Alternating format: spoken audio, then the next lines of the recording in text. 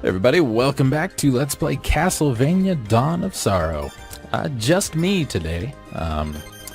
We had some audio issues, so we're kind of going over some stuff again. And, well, BMS, bless his heart, it's a busy man. Taking the time out to come do this crap with me. So I'm going to do a couple episodes without good old BMS, but we will be back later on. By the way, some software just should not be used.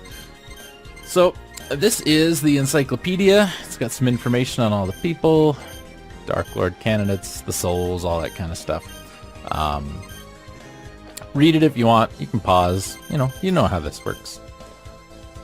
Yeah, I got some souls that I didn't have last time, etc. That's the Slaughterer soul right there. Just a straight punch. Doesn't do much too exciting. Summon zombie. That's very exciting. You can see. Axe armor. We've seen axe armor before. Powered up, the axes get bigger and do more damage. Bomber armor. This is the level 1 bomber armor. Don't have level 2 just yet. But as it levels up, the bombs get bigger and do more damage as well. Take the slime. And this is the Manticore. It looks really ridiculous and really stupid, but it's really quite useful. For every one attack you do, it will attack twice. And the Skeleton Archer, which we can charge up. The longer you charge it, the more damage it will do. And if you listen, you'll hear someone yell.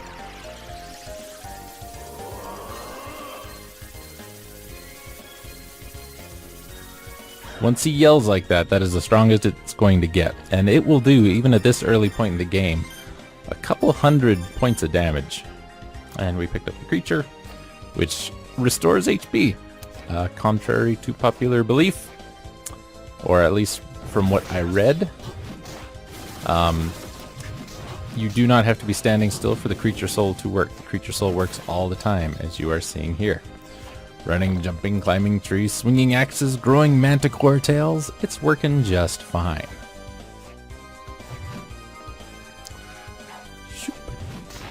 Another Skull Archer. That does not power up the soul at all. One is all you need for that. The Skull Archer soul is great for guys like this. The golems, the armors, all that. Really good stuff. Great soul to attack large, slow-moving enemies with. If it can't get out of the way, and you've got the MP to spare, it's a good soul to use. I don't remember what all we've done in the last episode, because when he and I finished that commentary for it, that was quite a while ago, a little over a week ago, and we've actually done many more since then that we're going to have to redo. Unfortunately. Unfortunately for you, unfortunately for everybody in the room. But it's a door we can't go through. It's got an Umanus on the opposite side.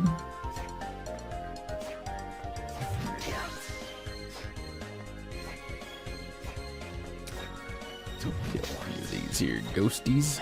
The ghost soul in this game is absolutely horrible. And kind of tough to get. They don't like to drop it very often. And there's a creepy picture. I don't know if we mentioned the creepy picture last time or not. We'll just pretend we didn't.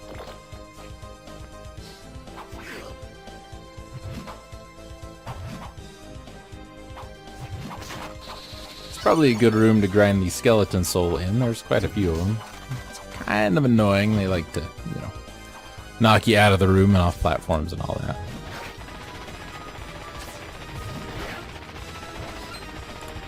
So as dopey as it is, pretty good soul. I can't hit the student witch, unfortunately. Yeah, it's an extra attack. And almost the same damage that your normal attack does.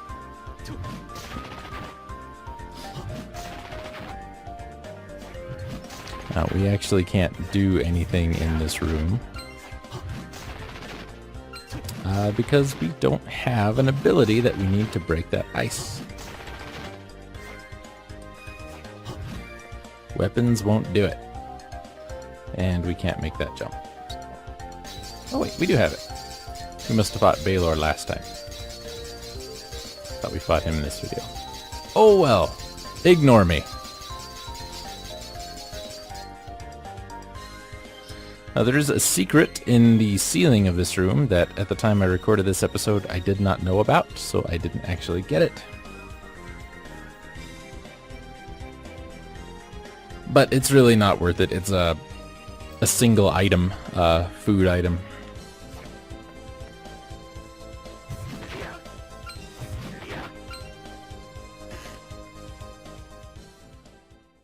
We're moving on to a new area, the Garden of Madness. A fairly important but kind of weird area, with some not super great music and some pretty ho-hum enemies. The Skelerangs there, not super great, with not a super great soul. The Oons, or Une, or whatever, are... they are what they are. They have a kind of useful soul later in the game, but right now it's not really all that great. And there is our second magic seal. Just sitting there. No one guarding it really, except the big Trent guy. Trent or Ent, whatever. We're gonna warp back to town. Do some synthesis, I think.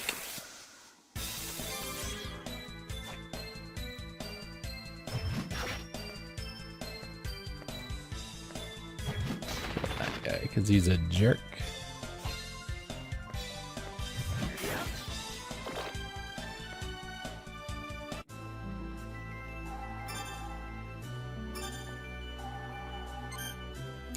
So I've got a lot of weapons here I can synthesize. Well, let's listen to some story first.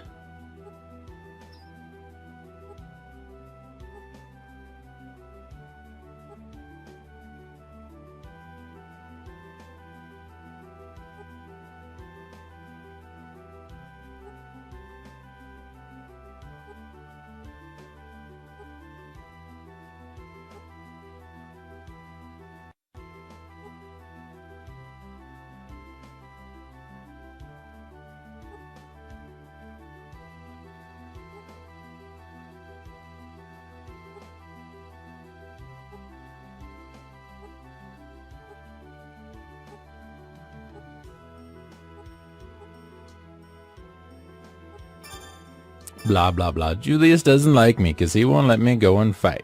Blah, blah, blah.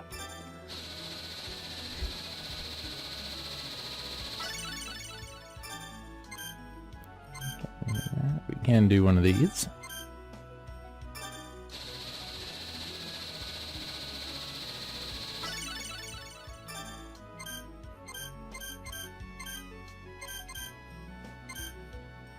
That's what I want.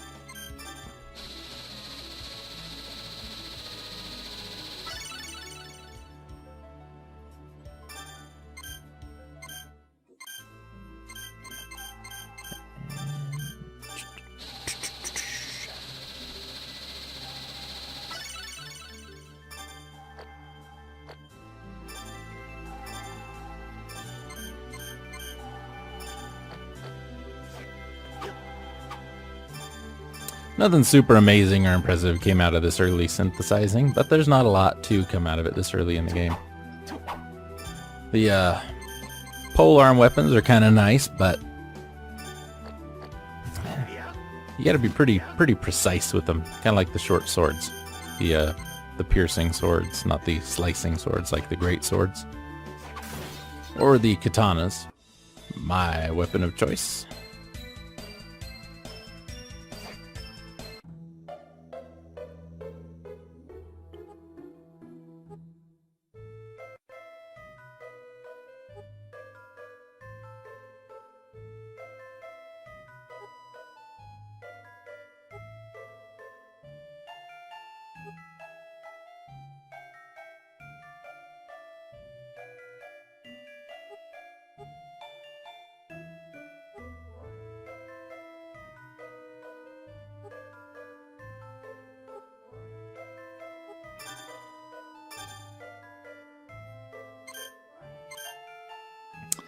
Good old hammer telling us about the Umanews, which, kind of gives us a little hints on some of the hidden monsters in this game, of which there are 3. Each of them having kind of a unique little soul, but, I think I could have made a halberd had I combined my axe armor with my pole arm instead of my other axe, but what you gonna do? Boomerangs and tomahawks, throwing weapons, very good range, obviously, but kinda crap damage. It's a trade-off, kinda like the gun.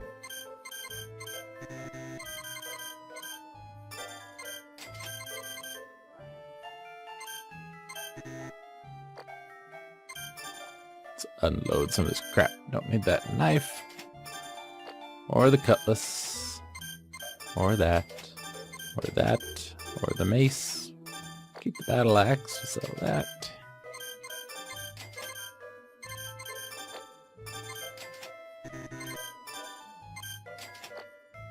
Nothing like some good old-fashioned inventory management, right?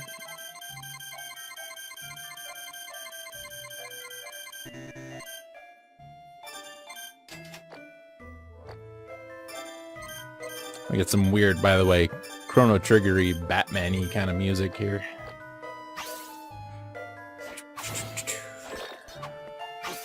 It's our, every weapon class has a special attack. That is the one for the katana. It's a double slash, double strike, something. They call it something. Use a little MP, you hit twice. Once for critical damage, once for normal damage. The strongest katana in the game will do the same, but it has a triple strike. I think once the first strike is critical and then the other 2 are normal damage. Let's go back to the garden.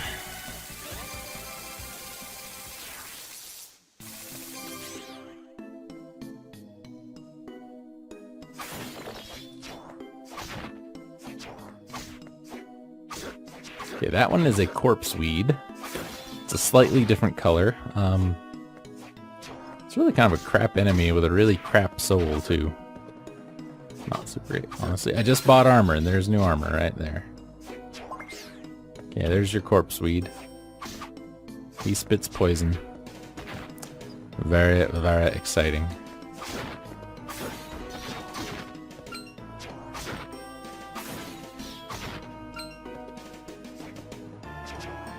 There's another one. You can see they're just a slightly different color, and that was a Mandragarat.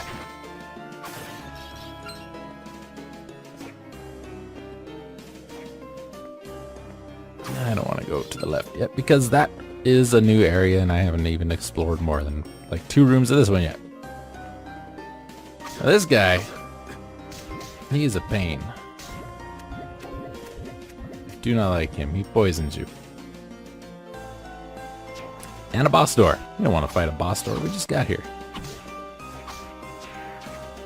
So we're not going to. Now these skeleton apes were programmed really kind of in a crap way.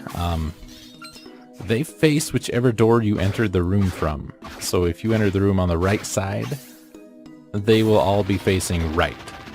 If you can get behind them on the left, they won't attack. They'll just stand there until you kill them. Programming for the win, viewers.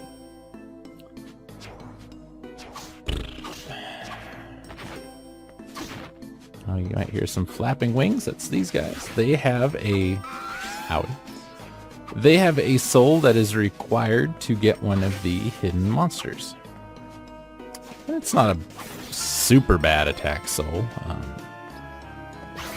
There's your critical strike thing right there. Dual strike, whatever. Double strike. Hits twice, strike. Money. And a sword. That is not really very good.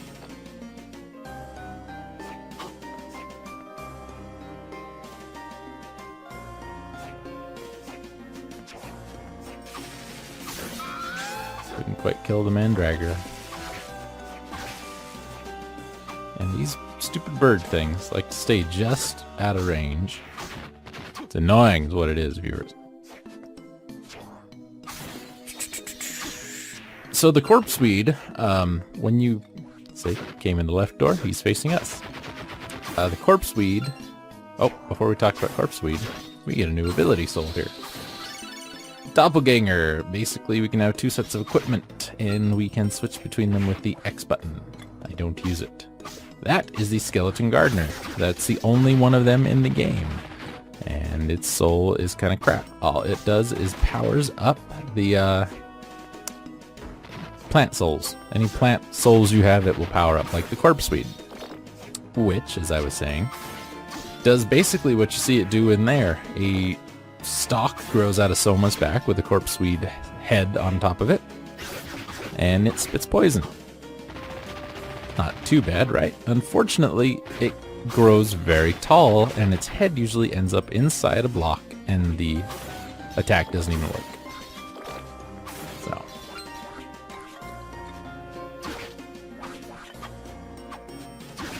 It's just out of range, inches out of range. This dude just runs around and kicks his head at you. You can, I think, if you hit the skull when it's bouncing, destroy it. And then he just runs around, I think. I don't remember. Here's that same boss door. It was on the opposite side. Obviously, it's optional, or we wouldn't be able to just skip it like that, right? Maybe there's something in the middle of the room we don't know about.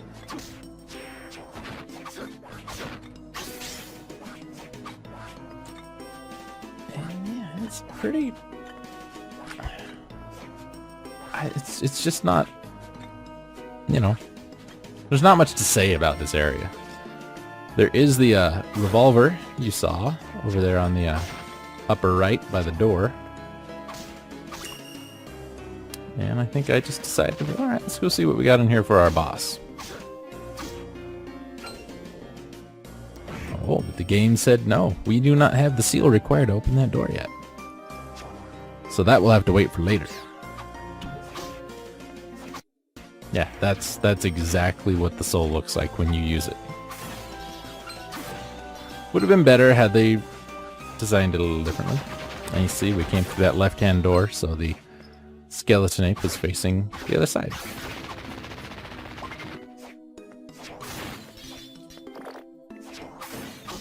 This is kind of a long episode, and it's a bummer that it's just me doing the commentary for you here. But, you know, wanted to get it done. BMS will be back, though, I promise. We have many things to talk about.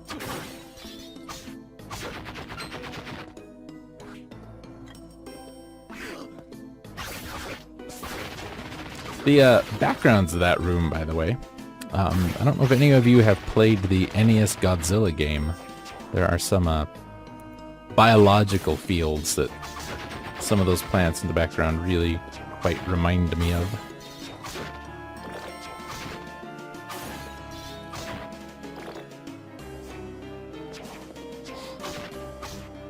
There's none on this screen, unfortunately. Yes, let's go this way. Let's see what there is over here. The Demon Guest House. I like this area. Everyone's favorite peeping eye. Now the katana is not a super strong weapon. It's about as strong as the pole arms, maybe a little weaker. Oh, that was it for the Demon Guest House.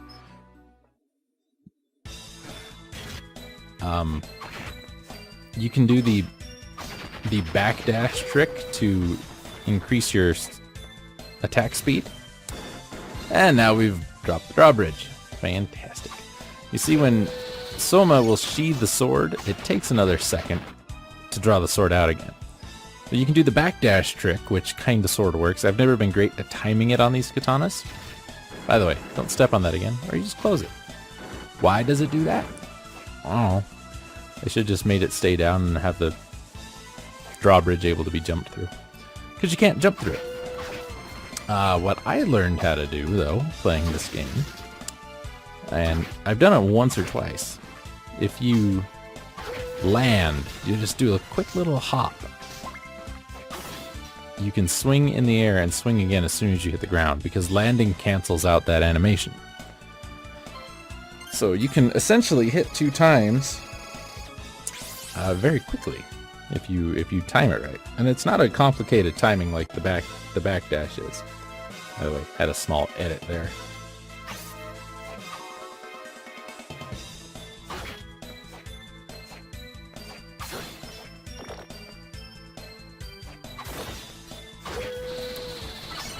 And that works with all weapons, by the way, not just katanas. You can do it with great swords, pole arms.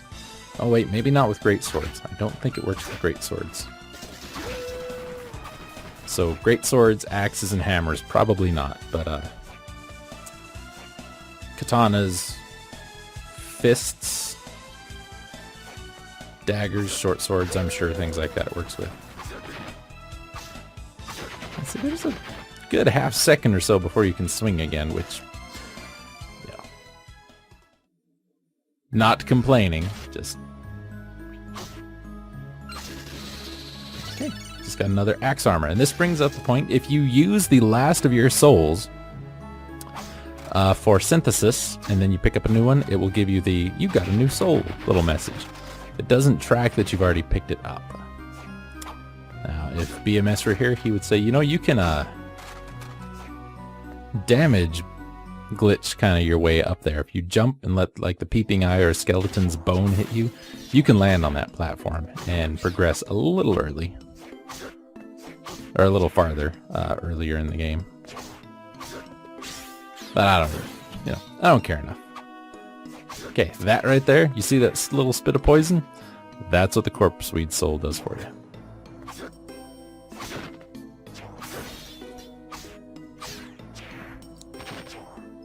This, I think, goes back to the wizardry lab.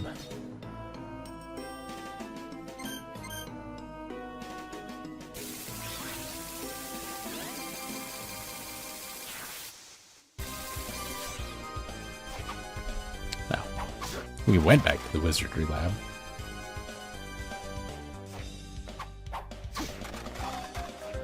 Watch out. Damn skeletons. Getting all up in my business.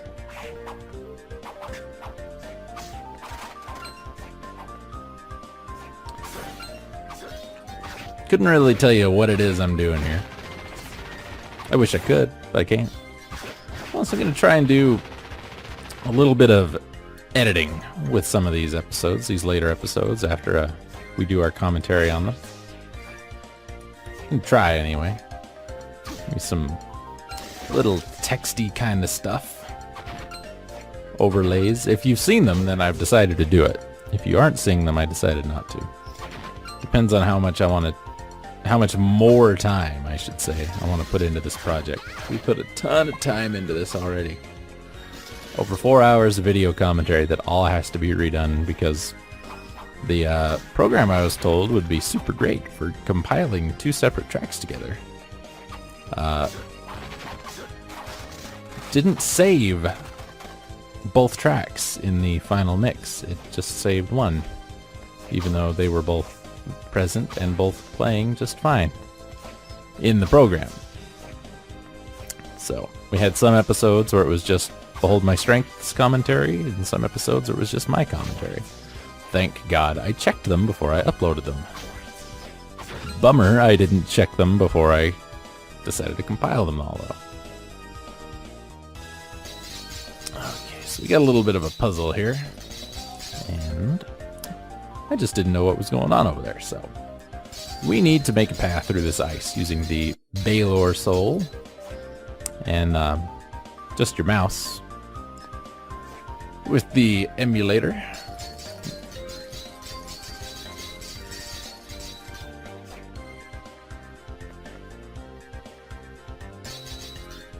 Yeah, don't get too far ahead of yourself. You need to be able to see where you're going.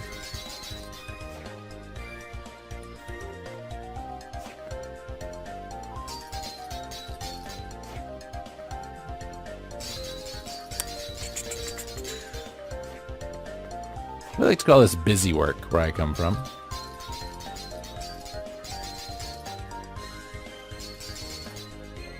I can't jump that, so... Oh boy. You can use the Super Mario Brothers 2 method here and just go straight down. And what do we find? A mirror and a combat knife. Combat knife, which was a good weapon in Aria of Sorrow, because it dropped fairly early from zombies. Very fast. Not very powerful, though. So we're going to stick with what we got here. And the mirror does nothing. Now we got to get out of here.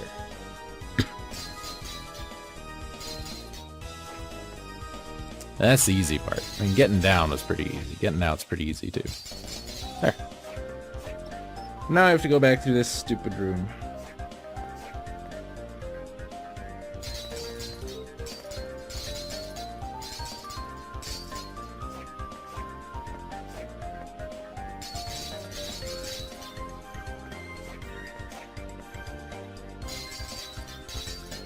Very exciting stuff, isn't it?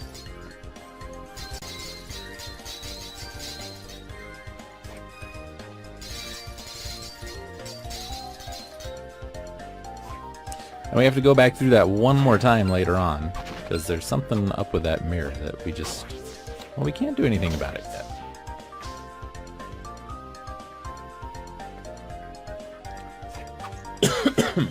Excuse me.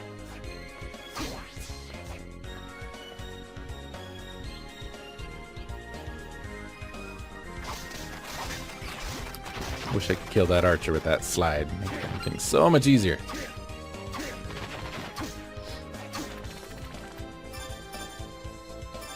But no, it won't work.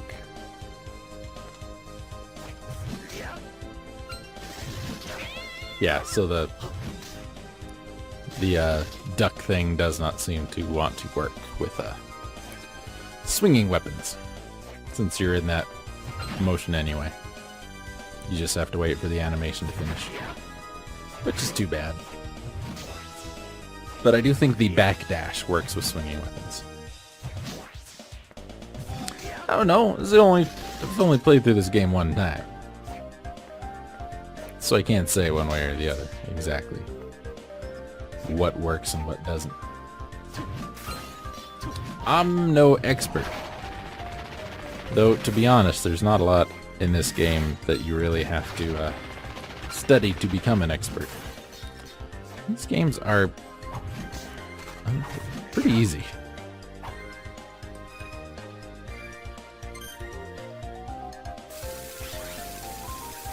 And off we go. Back to the garden.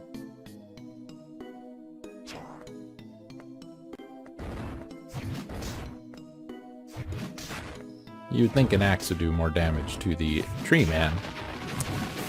If this were Final Fantasy Mystic Quest, it would have. But it doesn't.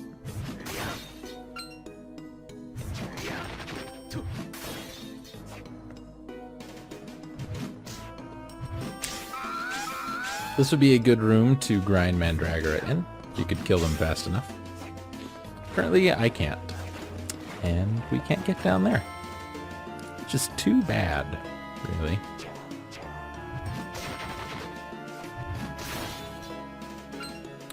But that's for later anyway. See how much quicker that makes things? Just getting that extra 1 or 2 hits in. These heavy swinging weapons, damage-wise, they're great. They are fantastic. If you're the kind of person who would pick Hagar when playing Final Fight, these are the weapons for you. Damn, slug thing. Maybe we can go through this door. Nope.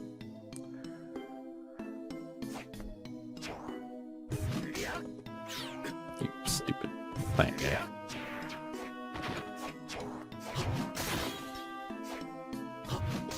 And you're dead.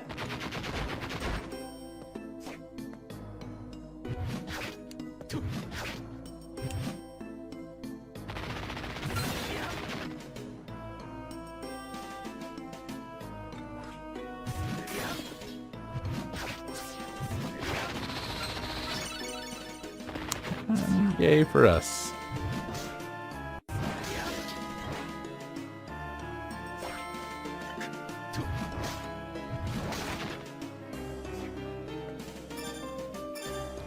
So let's see what our flying armor can let us get to that chest. Nope, not quite.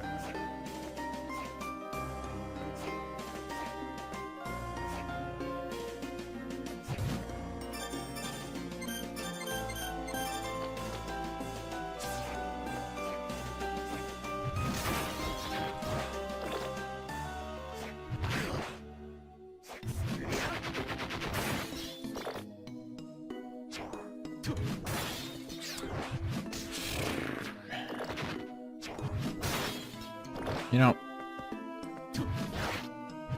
the plants, they just seem to be there to slow you down. They're not a threat in any way. They ain't gonna kill you. Corpse weeds you can kill before they do anything, and the oons ain't gonna do a damn thing to you. The Mandragarat is the only one that's a problem. That's, I mean, you gotta get right up next to the damn thing. Right above us is the handgun, so we don't have to buy one. And the Dark Chapel is our new area, and I love the music here.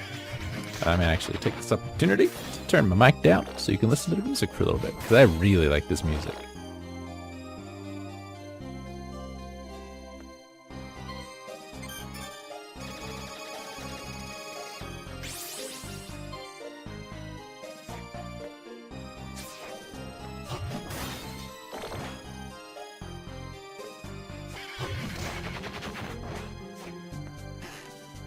And that's all we were doing in the Dark Chapel, it seems like. Those tiny demons, mini devils, their name seems to change all the time. One of my favorite souls in this game, and it will be replacing our manticore tail there eventually. Now, this door here on the right, this is an interesting thing. Walking up to it.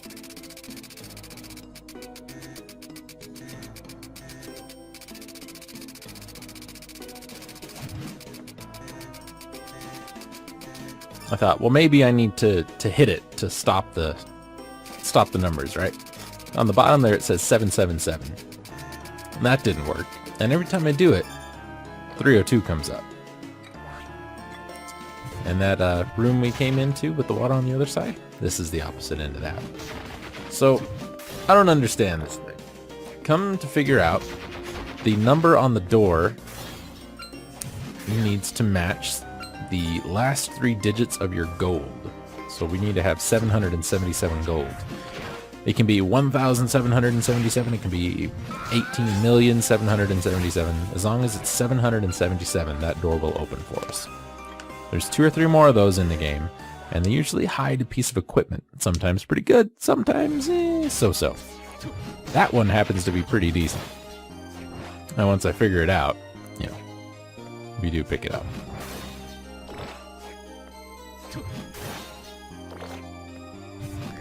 Some interesting art, wooden or stained glass in the windows back there. The heads look a little goofy. I want over there. There's a sword over there, and it might be pretty good. Odds are against it, but we're gonna check. There is a witch though. My favorite bullet soul of this game. And nope, can't get up there. Which is too bad.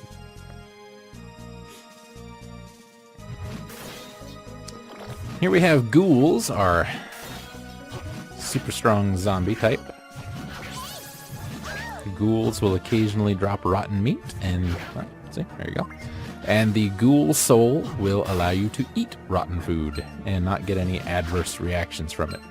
Now you could eat the rotten meat now, and I think it would restore about 10 hit points and poison you.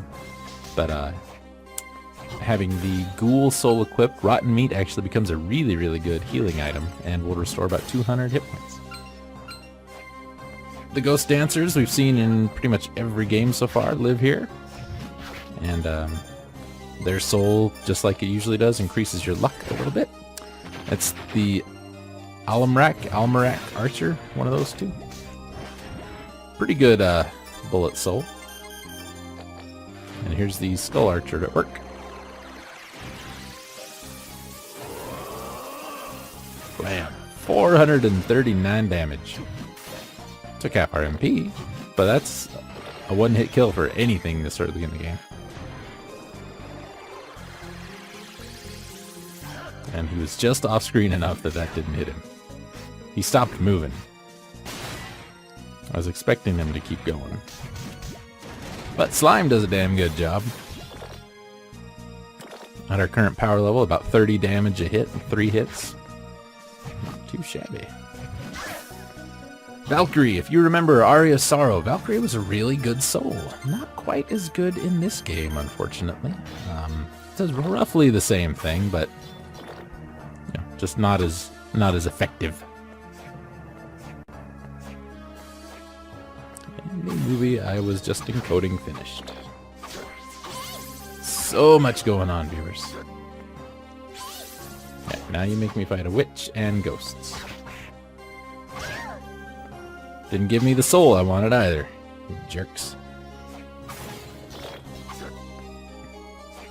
Well, what can you do? I just really like this music.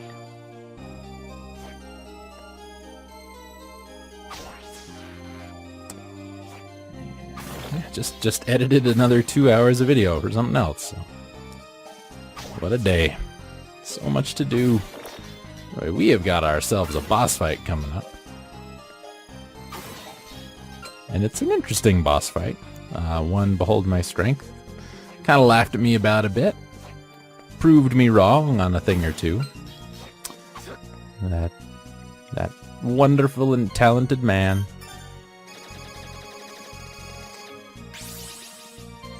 I'm hoping he'll be back for episode 4.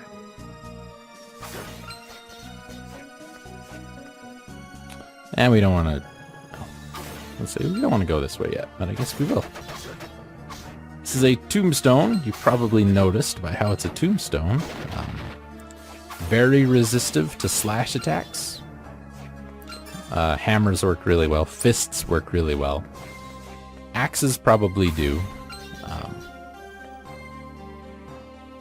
I was going to go rest up, but thanks to my creature soul, I'm pretty much full health now, so... Let's see what we got in here for a boss fight. And while we're talking, I'll just shut up.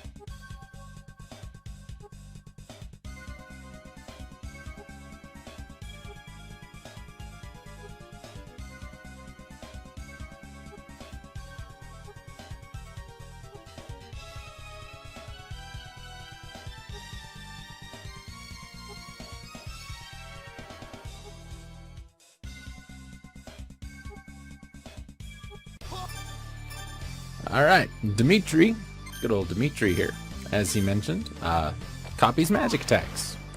Now it's a little crap because that thing he got hit with, hit him one time. If we get hit with it, it's like 4 or 5 hits. Also, ain't no way is it strong enough to kill Malachi, the guy who he just learned it from. And this is all he does. He just walks back and forth and does his little attacks. Now, any soul you hit him with, be it bullet soul, be it the blue ones, tactical souls, whatever, he will be able to use. For some reason, though, he doesn't do this one. Which is where Behold My Strength and I got a little... Well, he was telling me that it would work with those blue souls, and I was telling him no, it won't. But he was using a different one than me, so maybe that was why. Now you can make this guy incredibly difficult if you want by hitting him with just all sorts of different strong souls. See, 5 hits there. Or you can make him incredibly easy. An easy soul to hit him with to... now he's going to use slime, which I thought, hey, that's not too bad. But then I realized, oh wait, I won't be able to differentiate his slimes or my slimes. The axe armor works really well. Or just use the slaughterer soul, which means all he can do is short punch you. Or you can just punch him and win the fight.